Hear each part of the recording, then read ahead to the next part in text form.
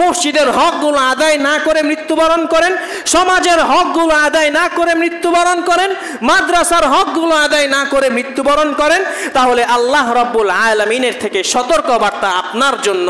আল্লাহ রাব্বুল আলামিন তিনি বললেন, ওয়াল্লাযীনা ইয়াকনিজুনা আয-যাহাবা ওয়াল ফিদ্দাতা ওয়া লা ইউনফিকুনাহা ফি সাবিলিল্লাহি ফাবাশশিরহুম বিআযাবিন আলীম।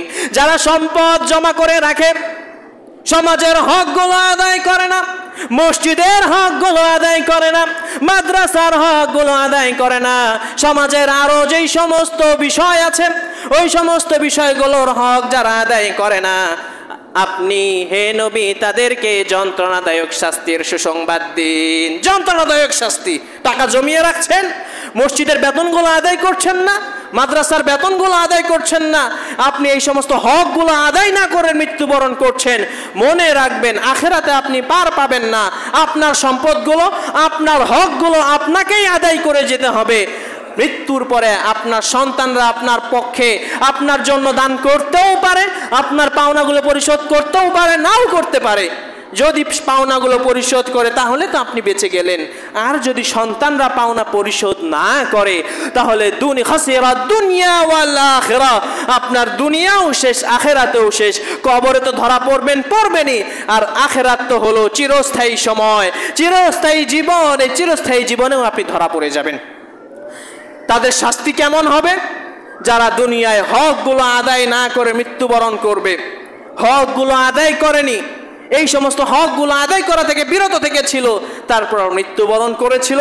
আল্লাহর নবী আল্লাহ রাব্বুল আলামিন বললেন, ইয়াউমা ইউহমা আলাইহা ফি নারি জাহান্নাম ফাতুকওয়া বিহা জিবাহুহুম ওয়া জুনুবুহুম ওয়া যুহুরুহুম।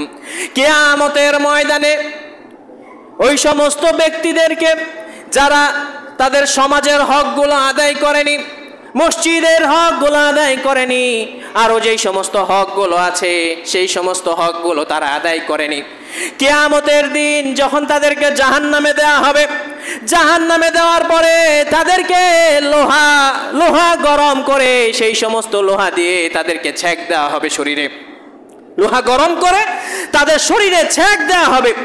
ফি যুহুরিহিম, তাদের পিঠে ছেক দেওয়া হবে।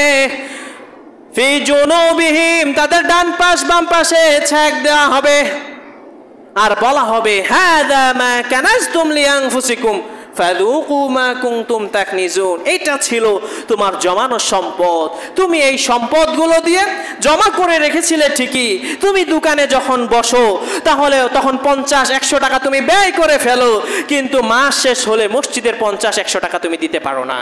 তুমি যখন, এটাই ছিল তোমার সেই সম্পদ, যে সম্পদ দিয়ে তুমি অন্য অন্য স্থানে বিভিন্ন কত টাকাই তুমি ব্যয় করতে পেরেছো, কিন্তু মসজিদে চালানোর জন্য, পরিচালনা করার জন্য তুমি 100 টাকা তুমি দিতে পারোনি। এটাই ছিল সেই সম্পদ। আজকে তুমি জাহান্নামের এই আরামিও গ্রহণ করো, জাহান্নামের এই শাস্তিগুলো ভোগ করো, জাহান্নামের এই যন্ত্রণাদায়ক শাস্তিগুলো তুমি আজকে আস্বাদন করো। আর মনে রেখো, এটাই ছিল তোমার সেই সম্পদ, সেই সম্পদকে তুমি দান করোনি।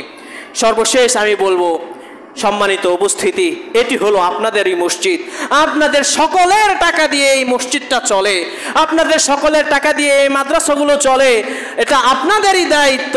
আপনারা যদি এই হকগুলো আদায় না করেন তাহলে মসজিদ মাদ্রাসা ঠিকই চলবে, কিন্তু আপনি আখেরাতে ধরা পড়ে যাবেন, কবরেও ধরা পড়ে যাবেন, আখেরাতেও ধরা পড়ে যাবেন। আমার কাজ হলো সতর্ক করা। আনা মিনাল মুনযিরিন। আল্লাহর নবীরা যখন দাওয়াত দিতেন, দাওয়াত দিতে গিয়ে তিনি বলতেন, আমি হলাম সতর্ককারী।